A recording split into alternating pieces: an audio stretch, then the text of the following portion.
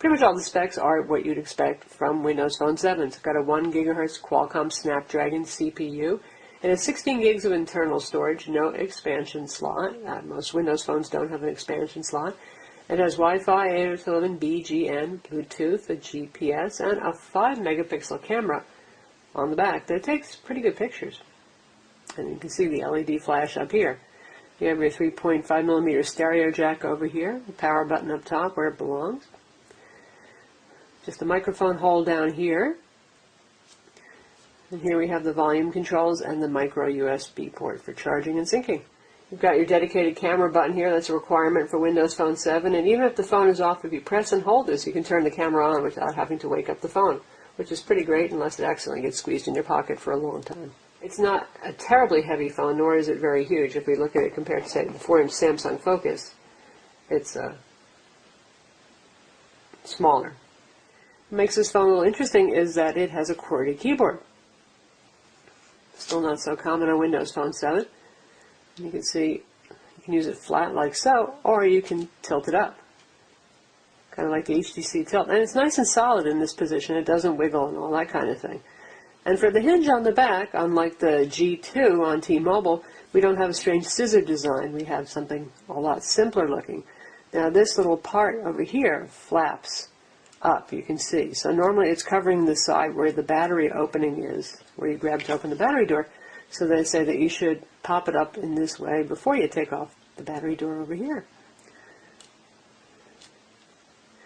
We've got a full QWERTY keyboard here with a number row up top. This is a backlit keyboard. It'll come on if I hit a key and if it's dark enough. And it's a really nice keyboard. Travel isn't terribly huge, but it's very clicky and there's good key separation, so I found it quite easy to type with. You've got an alternate symbol key here, and you've got a smiley emoticon key down here.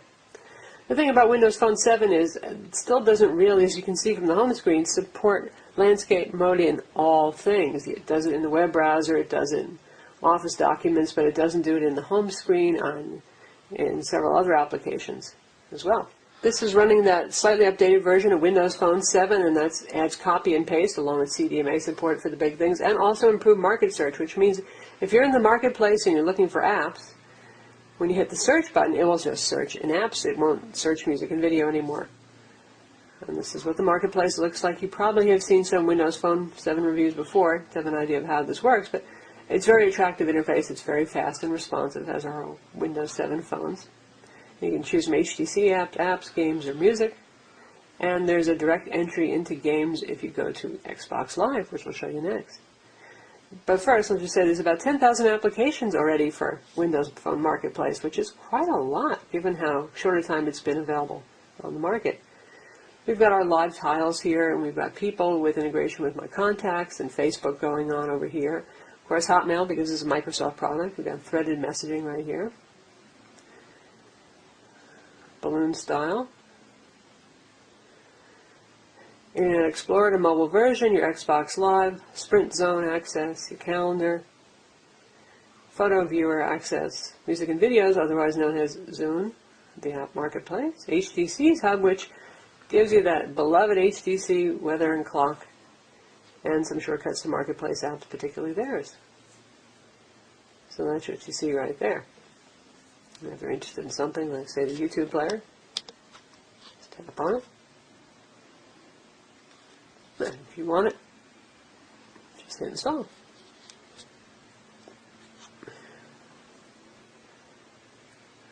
And now that is downloading.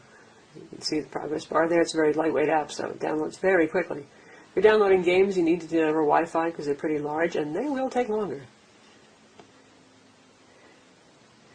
In fact, let's take a look at games. Here's the Xbox Live interface. Shows you any games that you've got in your collection, others it suggests to you. Spotlight, Game of the Week, Tips and Tricks. It's kind of fun if you're into games. And there's a lot of great titles on here thanks to the Xbox integration. Player profile here with an avatar set up. And you can send game invite requests to your friends. So let's take a look at the trial version of Need for Speed.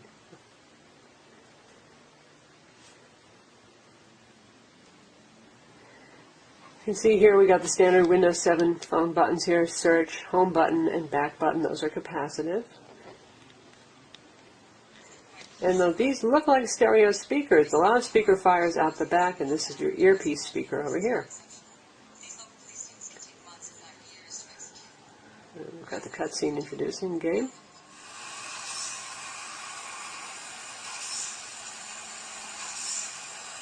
And it plays very fluidly. There's a lot of great Tier 1 titles that are available for games on Windows Phone 7. And they all play quite well.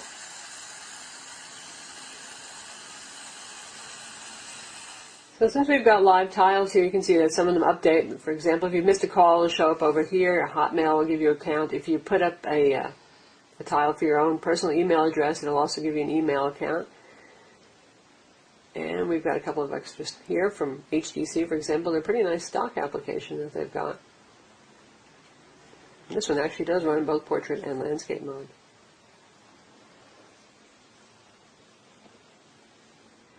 Applications that are standard here are calculator, alarm clock, calendar, all your PIM applications are here. Internet Explorer we're going to take a look at in a minute, and you've got Bing Maps. We'll take a look at that right now. Next, we'll take a look at Office. So there you get a nice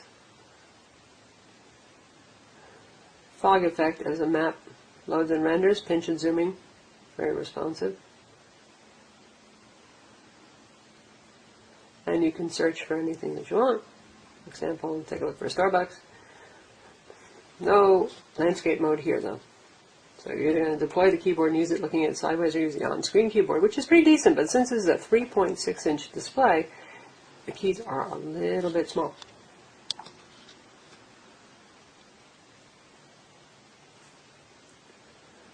So it's just found all the Starbucks that quickly. As you notice, there was also a voice input. Walmart. Pretty good. So that's Bing Maps. And there's also Telenav here if you want spoken turn-by-turn directions. Next we're going to take a look at Office.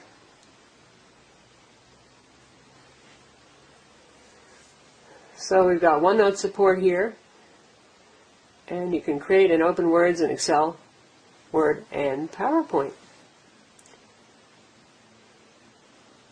So here we are in the introductory Word document, and since copy and paste is here now, you can see I just tap on a word, and it puts the little controls around it, and I can drag to select whatever it is I want to copy. And then I can paste it into my new document here, just like that. So if you had something in your clipboard, it shows up here with a little clipboard icon, and you can just drop it wherever you want to drop it. And now we've switched into the web browser, and you can copy and paste there. Same thing, you just tap on a word, you get the copy-paste symbol, and then you can grab the handles around. Not bad. Since we're at the web browser, we'll take a look at how that performed.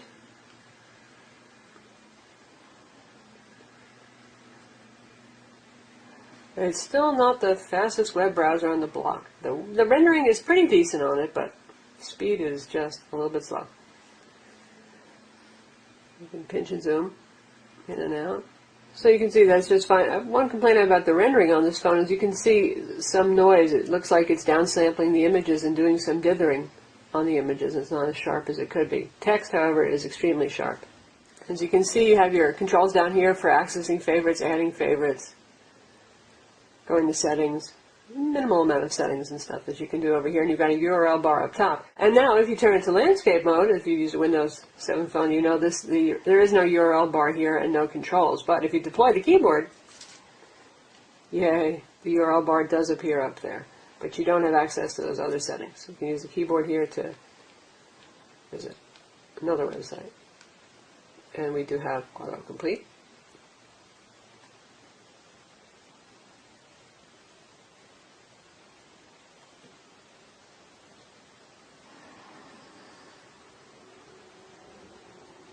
And we can scroll while the page is still loading. So there it's loaded, but the browser does not yet have Flash support, so we're just getting a big text thing over here instead of the Flash presentation we might otherwise see. So that's IE on Windows Phone 7 on the HTC Arrive. Call quality on the Arrive is very good. I mean, loud and clear. Sounds landline good, and the volume is better than average as well. Definitely a very good voice phone. This is what the dialer looks like here. It's pretty straightforward, large buttons. You also have access to call history when dialing, and you can dial straight from your contacts as well. The phone does support Bluetooth headsets and does A2DP. The phone can play mobile YouTube videos, and of course it works with third-party apps like Netflix, which we're going to take a look at right now.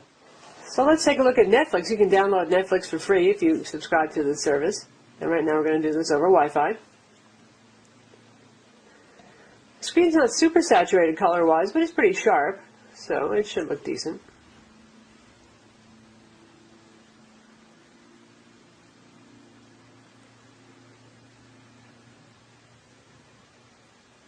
Changed my mind. I'm trying to look out for the show here, Lemon. Yeah, I don't think you are.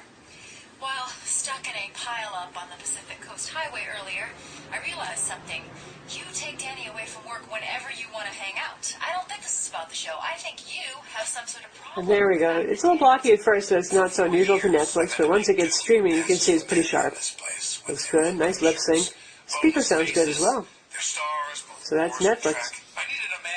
The HTC Arrive has EVDO 3G, and it will sell for $199 on Sprint with a 2-year contract.